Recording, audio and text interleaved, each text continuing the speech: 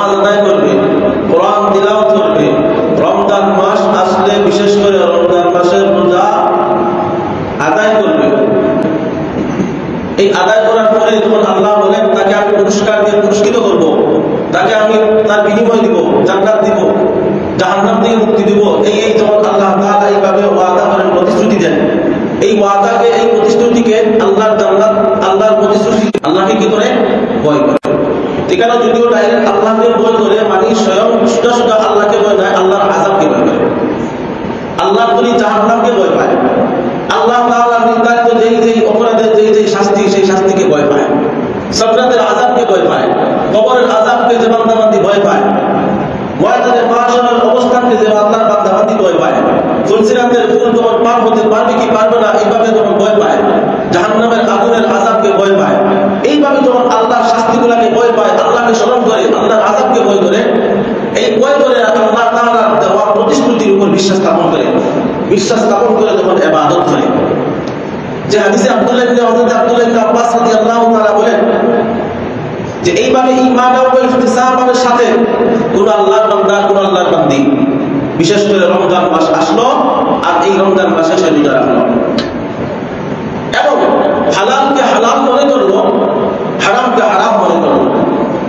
হারাম যেটা সেটাকে হারাম বিশ্বাস করেছে, সে এটা আল্লাহর পক্ষ থেকে নির্ধারিত হারাম, নবীর তরিকা মতো সেটা হারাম, আমি সেটাকে হারাম মনে করলাম, আমি তাকে বর্জন করলাম। হালাল জিনিসকে আমি গ্রহণ করে নিলাম, যে আল্লাহর পক্ষ থেকে নির্ধারিত সাথে হালালকে হালাল মনে করলো, হারামকে হারাম মনে করলো, করার পরে যখন রোজা রাখে, রোজা রাখে এবং তাসবিহ তাহলিল আদায় করলো, কোরআন তিলাওয়াত করলো, তাসবিহ পড়লো বা দুরূদ শরীফ পড়লো, রাসূল করিম সাল্লাল্লাহু আলাইহি আলহামদুলিল্লাহ আলহামদুলিল্লাহ আল্লাহু আকবার আল্লাহু আকবার আল্লাহু আকবার। অথবা কিছুই পারে না, কোরআন তিলাওয়াত করতে জানে না, মুখস্থ একটা সূরা আছে, সেই মুখস্থ সূরাগুলো পড়ে। আব্দুল্লাহ ইবনে আব্বাস রাদিয়াল্লাহু তাআলা থেকে বর্ণিত, নবী করিম সাল্লাল্লাহু আলাইহি ওয়াসাল্লাম যদি কোন আল্লাহর বান্দা, কোন আল্লাহর বান্দি মনোযোগের সাথে সুবহানাল্লাহ সুবহানাল্লাহ, আমার মা বোনটা করে খাস করে জবান দিয়ে শুধু বলতে থাকে সুবহানাল্লাহ সুবহানাল্লাহ সুবহানাল্লাহ সুবহানাল্লাহ। ভাই হাত দ্বারা কালাম মাসের খাতিরে হযরত আব্দুল্লাহ ইবনে আব্বাস রাদিয়াল্লাহু তাআলা জানিয়ে দেন, রাসূল করিম সাল্লাল্লাহু আলাইহি ওয়াসাল্লাম বলেন, একটা তাসবিহ বিনিময়ে জান্নাতের ভিতরে তোমার জন্য একটা ভবন তৈরি করা হবে। সেই ভবনটার কালার হবে সবুজ রঙের, জবরদস্ত পাথর দ্বারা খচিত, জবরদস্ত পাথর দ্বারা খচিত সমগ্র কুটুরি, যাকে বলি আমরা কুঞ্জ। বিবাহ শাদীর মধ্যে বিশাল প্যান্ডেল বানায় না, আর এর ভিতরে একটা কুঞ্জ তৈরি করে। কি তৈরি করে? কুঞ্জ, দামান, নৌশা বেটাইয়া বইতা, এটারে আলাদাভাবে আরো সাজাইয়া রুম, এই রুমের ভিতরে থাকবে আপনার ডাবল লাইলা হুর, ডাবল লাইলা হুর। সেই ডাবল লাইলা হুরের পরনে থাকবে দুটি কন্যা, সেই দুটি কন্যার মধ্যে থাকবে জবরদস্ত পাথর দ্বারা খচিত। রাসূল করিম সাল্লাল্লাহু আলাইহি ওয়াসাল্লাম ফরমায়, এই দুইটি কন্যার যদি যে আলো আছে, যে আলো, সেই আলো যদি তুমি সুবহানাল্লাহ, তার জন্য বিশেষ করে রমজান মাসে যখন কোন আল্লাহর বান্দা বান্দি আল্লাহর বিধানকে মেনে হালালকে হালাল মনে করবে, হারামকে হারাম মনে করবে, আর আল্লাহর ইবাদত বন্দেগী করবে, শুধুমাত্র আল্লাহর সাথে সাথে ঈমানের সাথে আল্লাহর দেওয়া প্রতিশ্রুতির উপর বিশ্বাস স্থাপন করে এবং আল্লাহর দেওয়া আযাবকে ভয় করে, আল্লাহর আযাবকে ভয় করে যখন রমজান মাসে রোজা রাখবে, রাসূল স্পট থাকে না, তার কোনো অপরাধ থাকে না, সকলগুলি গুনাহ থাকে না, গীবতের গুনাহ থাকে না,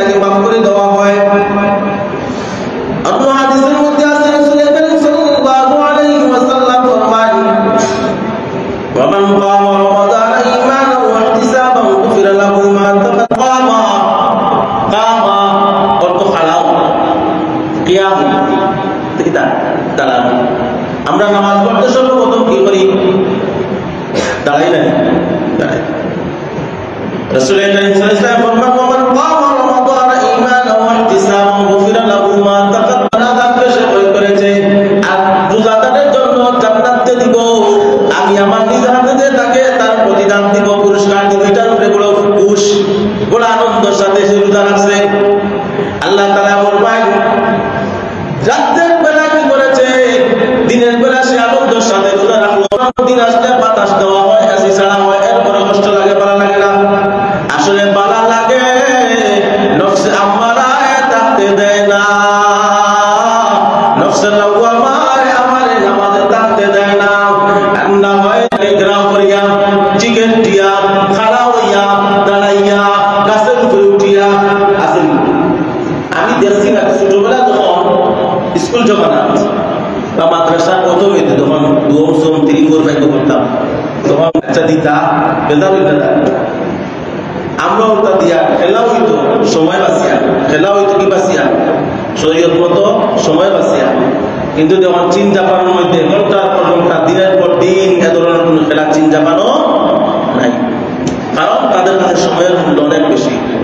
তারা তাদের জনগণকে কর্মী বানায়, বিভিন্ন দেওয়া হয় নাই, ফ্যানও দেওয়া হয় নাই, এসিও দেওয়া হয় নাই, সাধারণ সামান্য কিছু সময় মোতাবেক করার জন্য, আনন্দ করার জন্য ঘন্টার পর ঘন্টা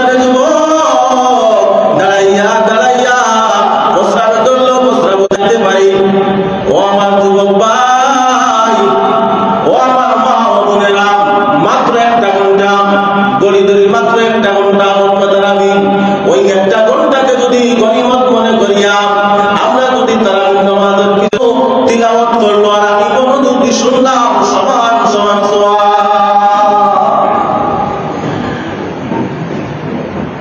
ومن قام رمضان إيمانا واحتسابا غفر له ما تقدم من ذنبه। দিনের বেলা সে রোজা রাখলো, রাত্রি বেলা সে।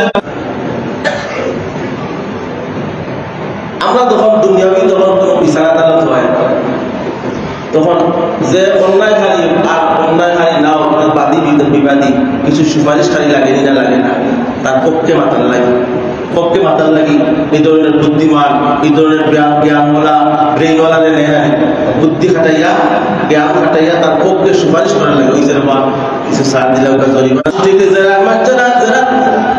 মাধ্যমে যারা উপস্থিতির মাধ্যমে বিবেক কাটে আসে, রায় দিবে, সত্য মিথ্যাকে সে রায় দিবে। উকিলে বাদীর পক্ষে বিবাদীর পক্ষে, দুই পক্ষে উকিল থাকে না থাকে না, অ্যাডভোকেট থাকে না থাকে না, যারা করে এই করে সেই করে, ঠিক তেমনি ভাবে যারা প্রথম হাদিসে আল্লাহ তাআলা আল্লাহ বলেন وقال رسول الله صلى الله عليه وسلم الصيام والقرآن يشفعان لعبده। রাসূল করিম সাল্লাল্লাহু আলাইহি ওয়াসাল্লাম বলেন কুরআন কারীম সুপারিশ করবে আল্লাহ তাআলাকে, ওগো আল্লাহ কি বলবে জানেন? ইয়াকুলু সিয়াম আয় রাব্বি মানাতুল তাআম। কুরআন বলবে ওগো আল্লাযী উনজিলা ফীহিল কুরআন, ফীহিল কুরআন হুদাল লিন-নাসি ওয়া বায়িনাতিন মিনাল হুদা।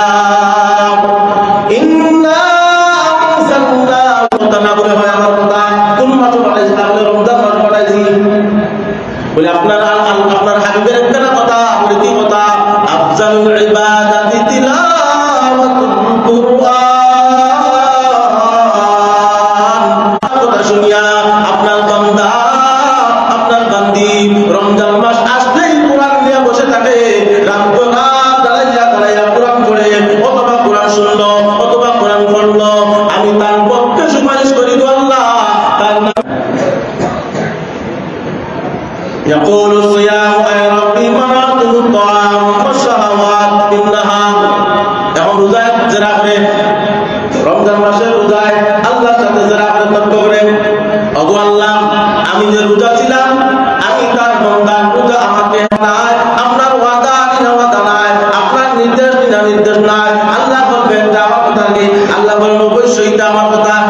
বলে তো বলুন যে ব্যক্তি আল্লাহর বান্দা, যে আল্লাহর বান্দি, আপনার এই কথা শোনার সাথে সাথে সে রমজান মাসে সিয়াম সাধনা করলো, সমস্ত পাপ কাজ থেকে সে বিরত রইল, আমি তাকে চাই জাহান্নাম থেকে মুক্তি করে জান্নাতে দিতে, তার নামটা জাহান্নাম থেকে কেটে জান্নাতের খাতায় তালিকাভুক্ত করে দাও। আল্লাহ তাআলা বলবেন ঠিক আছে, তোমাদের সুপারিশ আমি কবুল করলাম। সুবহানাল্লাহ। এই দুনিয়াতে পাও খাবার লাগেন না, ফুরিও খাবার লাগেন না, যার পিছনে দিনও দিলাম, রাইতও দিলাম, জীবন দিলাম, যৌবন দিলাম। কিভাবে হতে হবে? ঈমান ও ইহতিসাব ও গুফরান। ঈমানের সাথে এবং ইহতিসাবের সাথে। ঈমানের সাথে বলছিলাম যে আল্লাহ তাআলা যে নিয়ামত দেওয়া, প্রতিশ্রুতি দিয়েছেন, ওয়াদা দিয়ে এটাকে বিশ্বাস করা। আর অন্যায় করলে